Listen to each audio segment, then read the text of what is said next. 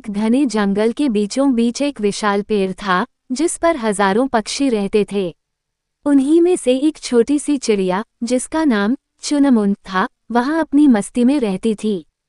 चुनमुन को जंगल में घूमना और अलग अलग चीजें इकट्ठी करना बहुत पसंद था। वो एक जिज्ञासु चिड़िया थी और नई नई चीजों की खोज में लगी रहती थी।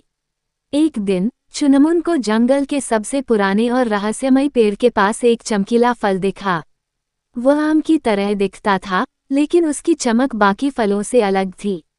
चुनमुन ने वह आम तोड़ा और उसे चखा। जैसे ही उसने आम खाया, उसे महसूस हुआ कि कुछ अद्भुत हो रहा है। उसकी चोंच से एक हल्की रोशनी निकली और वह अचानक उड़ने लगी, लेकिन अब उसकी उड़ान में कोई सीमा नहीं थी। वो हवा में बहुत ऊंचाई तक उड़ सकती थी और उसे महसूस हुआ कि उसकी उड़ान में एक जादुई ताकत आ गई है। चुनमुन ने इस नए जादुई आम की ताकत को समझने के लिए कुछ और प्रयोग किए।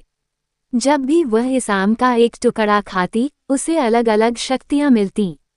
कभी वह अदृश्य हो जाती, कभी बहुत तेज उड़ने लगती, और कभी कभी तो वह दूसरों की बातें सुन सकती थी, चाहे वो कितनी भी दूर हों। यह आम साधारण नहीं था, ये तो जादुई आम था। चुनमुन अब हर रोज उस पेड़ के पास जाती और उस आम का एक छोटा सा टुकड़ा खाकर जंगल में अपनी शक्तियों का आनंद लेती।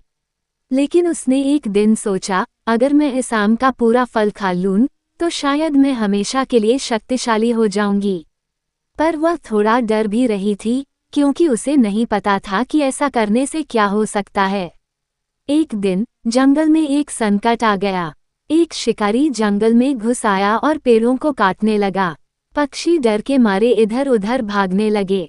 शिकारी का इरादा जंगल को साफ कर वहां एक गांव बसाने का था। चुनमुन ने सोचा कि अगर समय रहते कुछ नहीं किया गया, तो पूरा जंगल और उसके दोस्त नष्ट हो जाएंगे। चुनमुन ने अपने जादुई आम का आखिरी टुकड़ा खाया और तुरंत अदृश्य हो गई। वह शिकारी के करीब जाकर उसके हथियारों को गिराने लगी। शिकारी को कुछ समझ नहीं आ रहा था कि ये सब कैसे हो रहा है। वह इधर उधर देखने लगा, लेकिन उसे कुछ दिखाई नहीं दिया। चुनमुन ने फिर से एक और टुकड़ा खाया और इस बार उसे बातें सुनने की शक्ति मिली। उसने शिकारी के मन की बातें सुन लीं। उसे पता चला कि शिकारी का असली इरादा जंगल को नष्ट कर वहां एक बड़ा महल बनाने का था। अब चुनमुन को समझ आ गया था कि उसे क्या करना है। उसने अपने सारे पक्षी दोस्तों को इकट्ठा किया और उन्हें शिकारी के खिलाफ एक योजना बताई।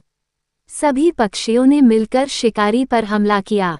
कुछ उसकी टोपी उठाकर ले गए, कुछ उसके जाल को उलझा दिया और कुछ ने उसके रास्ते में कांटे बिछा दिए। शिकारी घबरा गया और जंगल से भाग निकला।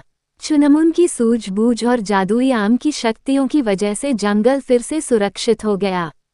सभी पक्षी चुनमुन की तारीफ करने लगे और उसे अपना नेता मानने लगे।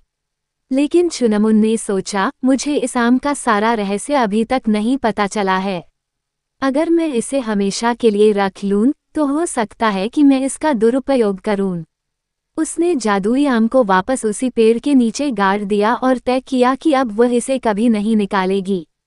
उसने खुद से वादा किया कि वह अपनी शक्तियों का उपयोग सिर्फ जरूरत पड़ने पर ही करेगी, ताकि वह हमेशा सही रास्ते पर चल सके।